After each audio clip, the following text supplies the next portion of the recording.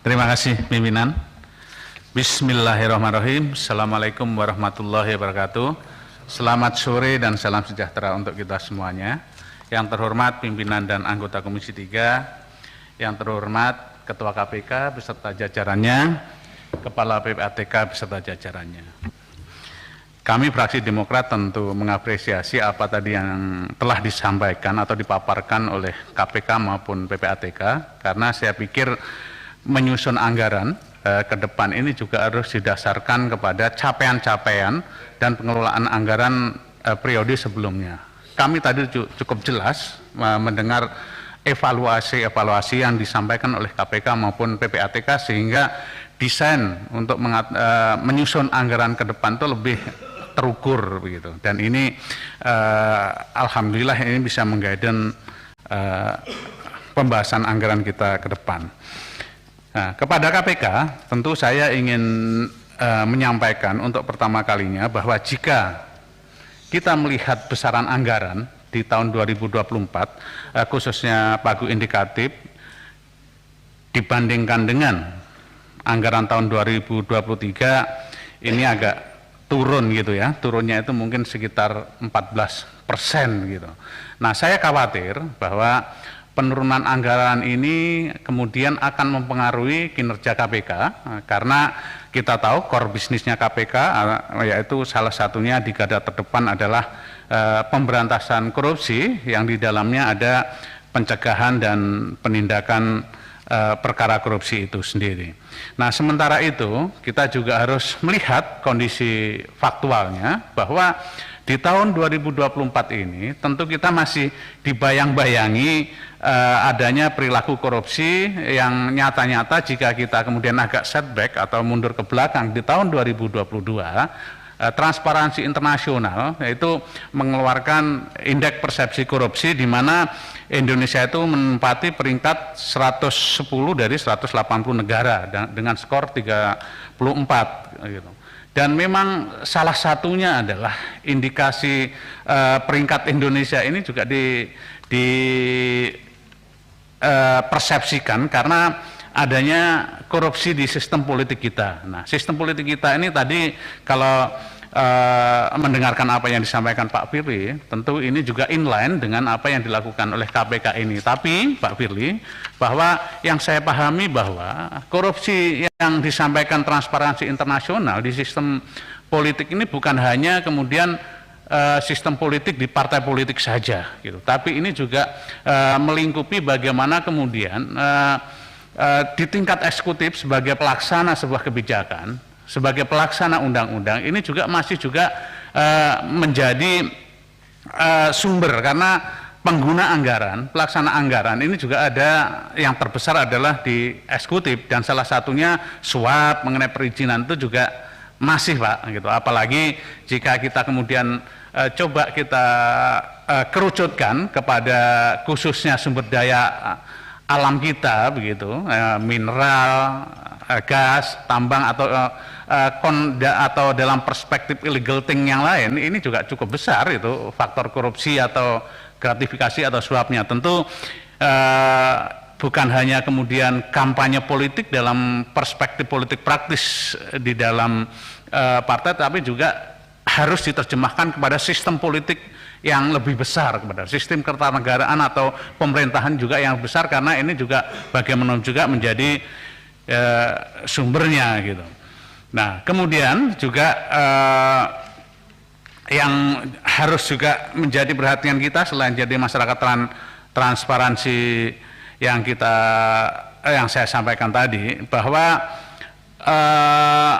jika kemudian kita melihat ini ada penjabaran tentang Renstra KPK sendiri untuk tahun 2024 ini, ada 4 target capaian yang telah ditetapkan gitu. Dan kemudian di dalam konteks Renstra 2020-2024 ini kami juga memahami dari 4 itu ada yang pencapaiannya sudah ada 3 Pak gitu. Ada 1 yang mungkin yang menjadi fokus kita gitu. Nah, Dalam hal ini tentu kami dari Demokrat mencatat gitu ya, ada beberapa hal yang juga harus menjadi perhatian kita semuanya termasuk KPK, yaitu terkait dengan itu tadi target indeks perilaku anti korupsi atau IPAK tahun 2022 yang ditetapkan sebesar 4,06, sementara ini realisasinya kami melihat kurang sedikit lagi Pak, 3,93. Nah ini tentu menjadi perhatian kita. Dan kedua yaitu target persentase aset recovery di tahun 2022 itu tetapkan sebesar 70% kalau tidak salah, dan realisasinya sebesar 61,74% kalau tidak salah. Nah, artinya apa Pak? Kami ingin memberikan dukungan sepenuhnya kepada KPK dengan melihat jumlah anggarannya tadi yang kemudian menurun Pak gitu. Tentu dengan tanda kutip gitu, beban-beban yang masih harus dihadapi KPK ke depan ini, kami tidak ingin bahwa target-target yang sudah ditetapkan, kemudian kondisi-kondisi aktual terkait dengan pemberantasan korupsi ini tidak tertangani secara optimal gitu. Nah untuk itu fraksi Demokrat secara prinsip menyetujui dan mendukung sepenuhnya Pak apa yang diusulkan KPK ini, karena pun jika usulan Bapak itu disetujui ditambah pagu indikatif masih juga lebih rendah dibanding alokasi anggaran 2023. Nah artinya sesungguhnya secara political will kami ingin memperkuat kinerja KPK dalam menghadirkan pemerintahan yang bersih dan bebas korupsi atau good and clean governance. Itu dari untuk KPK. Kemudian saya ingin lebih lanjut ke PPATK gitu. Nah, dalam konteks penganggaran PPATK ini kami mencatat juga ada beberapa isu strategis di tahun 2024 ini, di mana yang kami pahami Pak, di tahun 2024 ini adalah merupakan tahun terakhir implementasi rencana strategis PPATK, yang di mana rencana strategis ini dituangkan di dalam peraturan kepala PPATK juga di tahun 2020 gitu ya. Dan kami juga membaca peraturan kepala PPATK ini kemudian menjabarkan target indikator kinerja utama gitu dan 7 indikator kinerja strategisnya gitu. Nah, dalam pemahaman kami bahwa dari Renstra yang ditetapkan itu capaian PPATK hampir semuanya mayoritas indikator kinerjanya tercapai. Namun kami mencatat Pak, ada satu target yang belum tercapai, yaitu Financial Integrity Index gitu. Nah, Financial Integrity Index ini yang kami baca pada tahun 2022 ditetapkan sebesar 64%. Namun realisasinya 6,28 gitu ya, dari 6,4 yang ditetapkan baru 62,8 gitu. Nah harapan kami tentu karena ini tahun 2024 ini adalah implementasi terakhir dari Renstra itu, harapan kita PPATK juga bisa memenuhi kekurangan di Financial Integrity Index ini, karena ini juga penting terkait dengan kinerja PPATK di dalam mengemban tusinya. Nah kemudian menginjak kepada anggaran, kami ingin mendapatkan penjelasan Pak, karena ini di dalam penjelasan Bapak di halaman 25 ini terkait dengan pengelolaan, mohon maaf sebelum ke 25 saya ke 19 dulu, yaitu terkait dengan pengelolaan pelaksanaan kerjasama dan pemberdayaan kemitraan PPATK. Ya ini cukup mengejutkan juga gitu ya, jika kemudian PPATK melakukan hasil analisis kemudian direkomendasikan kepada kementerian lembaga gitu. Setelah membaca apa yang Bapak sampaikan ini, masih perlu edukasi yang khusus kepada institusi mitra PPATK ini, karena ternyata jika membaca dari laporan dari PPATK ini juga belum optimal tindak lanjut dari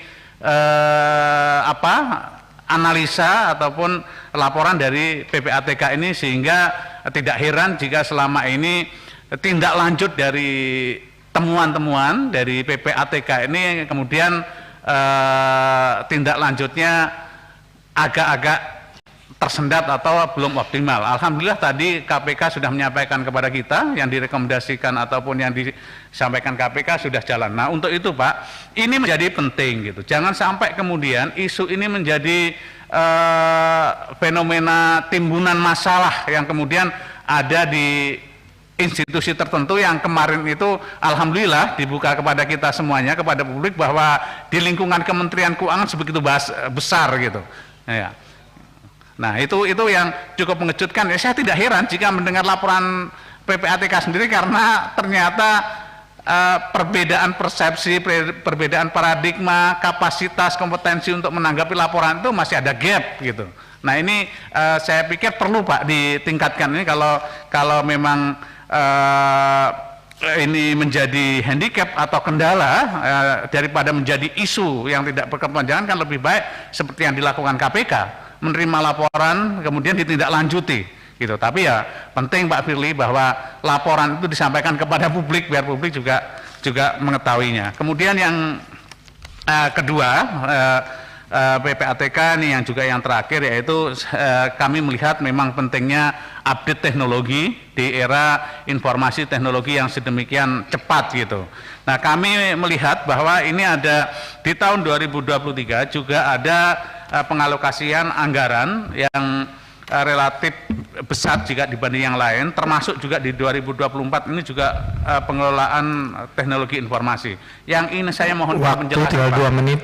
Ya, yang ingin kami mohonkan penjelasan Pak. Apakah memang informasi teknologi baik hardware atau software itu sudah paripurna di PPATK ataukah ada pengadaan baru? Kalau ini sifatnya update atau penyesuaian ya kami bisa memahami itu mungkin mohon dijelaskan saja.